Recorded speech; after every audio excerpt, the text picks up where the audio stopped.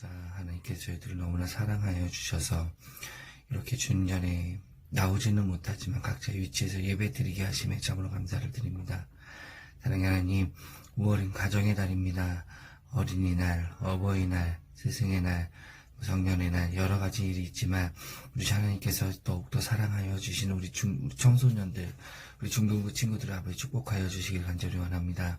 사랑하는 하나님, 저희들이 이 시간을 이 코로나19라는 이 시간을 통하여서 저희가 드리는 이 예배가 온전히 하나님께 드리는 귀한 예배 될 수 있도록 하나님 도와주시고, 오히려 주님을 더욱더 사모하는, 주님께 더욱더 다가가는 귀한 예배 될 수 있도록 하나님 인도하여 주시옵소서. 저희 드리는 이 예배를 주님 기쁘게 받아주실 줄 믿습니다. 우리 다시 만나는 날까지 우리 친구들 건강하게 하여 주시고, 우리 웃는 모습으로 즐겁게 만나는 그 시간을 기대합니다. 우리를 사랑하시는 예수님의 이름으로 기도드립니다. 아멘. 오늘 예배 가운데 나오신 여러분을 주님의 이름으로 사랑하고 축복합니다. 지난 시간에 이어서 우리는 주기도문을 가지고 이야기를 나누고자 합니다. 지난 시간에 우리는 하나님과 우리 사이의 연결고리, 그리고 또한 그 연결고리에서 우리가 삶을 어떻게 살아가야 될지에 대해서 이야기를 나누었습니다. 정리하자면 삶을 어떻게 살아가야 하는가라고 생각했을 때 우리가 삶을 알차고 보람차게 주어진 삶을 열심히 살아간다. 그리고 하나님을 사랑하는 만큼 살아간다. 이것에 대해서 이야기를 나누었습니다. 이것이 바로 삶의 예배이고 이것이 우리가 진정으로 가져야 하는 생활이다. 이렇게 이야기를 나누었습니다. 오늘은 특별하게 그 생활에 대해서 좀 더 자세하게 알아보고자 합니다. 오늘 말씀을 읽어보겠습니다.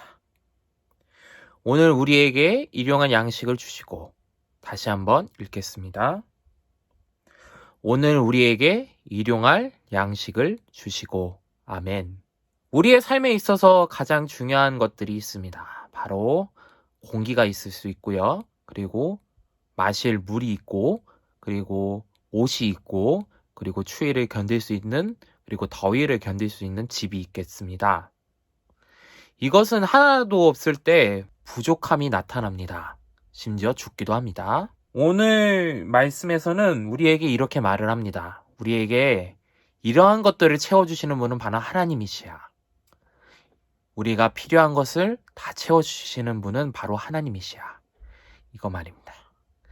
특별히 우리가 이것을 생각할 때 좀 의문이 듭니다. 왜냐면 아니 필요한 것을 채워주시는 분은 하나님이시라고 했는데 왜 가난한 사람들은 가난하게 살고 왜 부자 되는 사람들은 부자가 되며 살아가는지 저는 아직도 잘 모르겠습니다. 이렇게 이야기하는 사람들도 있습니다. 한 가지 이야기를 나누면서 그것을 생각해 보고자 하는데요. 우리가 늘 알고 있는 출애굽 관련된 이야기를 나누고자 합니다. 이스라엘 백성들이 애굽에서 노예 생활을 마치고 젖과 꿀이 흐르는 가나안 땅으로 나아갑니다. 그때 지나가는 길이 있습니다. 바로 광야, 사막 그 지역을 걸어가는데요. 진짜 아무것도 없다고 합니다. 제가 이스라엘 갔다 와서 아는데 진짜 없습니다. 더위에 쪄 죽을 수도 있는 날씨입니다. 이때 이스라엘 백성들은 불평합니다. 아니 내가 노예 생활을 하면은 이런 것들을 다 채울 수 있는데 왜 이런 사막 지역에 와서 나를 죽을 수밖에 없도록 만드는 거야? 이렇게 생각하면서 말입니다. 그러면서 모세한테 불평을 합니다. 그래서 모세는 하나님께 구했고 그 구한 것을 하나님께서는 채워주셨습니다. 바로 만나라는 것으로 말입니다. 만나는 그때 당시 하얀 가루인데요. 기존에 말하는 우리가 먹는 쌀가루나 밀가루 같이 떡을 먹을 수 있고 빵을 만들 수 있는 가루를 이야기합니다. 그것을 채워주셨고 그리고 고기로 메추라기를 내려주셨습니다. 이렇게 해서 해피엔딩이 시작되면 좋겠지만 오히려 해피엔딩이 아닙니다. 왜냐? 이럼에도 불구하고 이스라엘 백성들은 불평합니다. 아니, 우리도 채워진 거 없어. 오히려 부족함만 많았어. 그리고 사막에서 우리가 죽게 될 것 같아. 이러면서 계속 불평을 했으니 말입니다.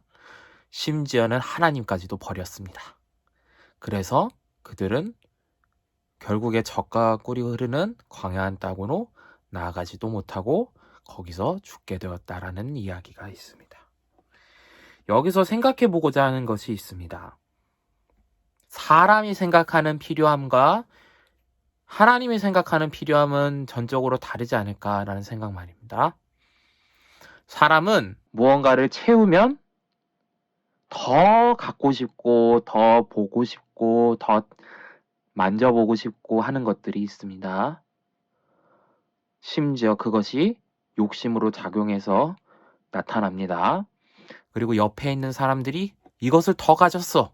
그러면 그 더 가진 것에 비교를 하게 되고, 시기하게 되고, 그리고 화를 내게 되고, 내가 왜 안 가졌을까에 대해서 불평하게 되는 것입니다. 이와 반대로 하나님이 생각하는 필요함은 다르다, 이렇게 말할 수 있습니다. 우리가 일상을 살 때 어느 정도는 채워주시는 분이 바로 하나님이시라는 거죠. 그리고 어느 정도는 살 수 있도록 도와주시는 분도 하나님이시라는 거죠. 그리고 더 중요한 거는 옆에 있는 사람, 옆에 있는 친구나 옆에 있는 동지나 그런 사람들을 봤을 때 위로해주고 그 사람마저도 나눠줄 수 있는 마음까지도 가지게 해주시는 분도 하나님이시라, 이렇게 말할 수 있겠습니다. 한 가지 이야기를 하고 마치고자 합니다. 예수님께서 본격적으로 사역을 시작하기 전에 마귀에게 시험을 당합니다. 40일 동안 광야에서 시험을 당하셨습니다. 그때 마귀가 내려줬던 시험은 3가지지만 그것을 2가지로 요약할 수 있습니다. 바로 돌을 떡으로 만들 정도로 가질 수밖에 없는 식욕, 그리고 무언가 자리를 더 품고자 하는 권력욕, 이런 것들 말입니다. 이 시험을 예수님께서는 다 이기셨습니다. 특별히 인간이 살아갈 때 아까 전에 말했던 그 유혹에서 이어나갈 수 없습니다. 그래서 예수님이 필요합니다. 예수님이 우리의 삶의 목적이 되어주신다는 것입니다. 예수님을 날마다 인정하면서 살아가기를 소망하며 나눔이 있고 그 안에서 필요를 느끼며 그 필요를 채워가시는 하나님을 고백하며 살아가시기를 소망합니다. 그것을 많은 사람들에게 이거 나누어 주기를 예수님의 이름으로 소망하며 한 주간도 주님의 이름으로 잘 살아가시기를 소망해 봅니다. 아멘. 하늘에 계신 우리 아버지, 아버지의 이름을 거룩하게 하시며 아버지의 나라가 오게 하시며 아버지의 뜻이 하늘에서와 같이 땅에서도 이루어지게 하소서. 오늘 우리에게 일용할 양식을 주시고 우리가 우리에게 잘못한 사람을 용서하여 준 것 같이 우리의 죄를 용서하여 주시고 우리를 시험에 빠지지 않게 하시고 악에서 구하소서. 나라와 권능과 영광이 영원히 아버지의 것입니다. 아멘.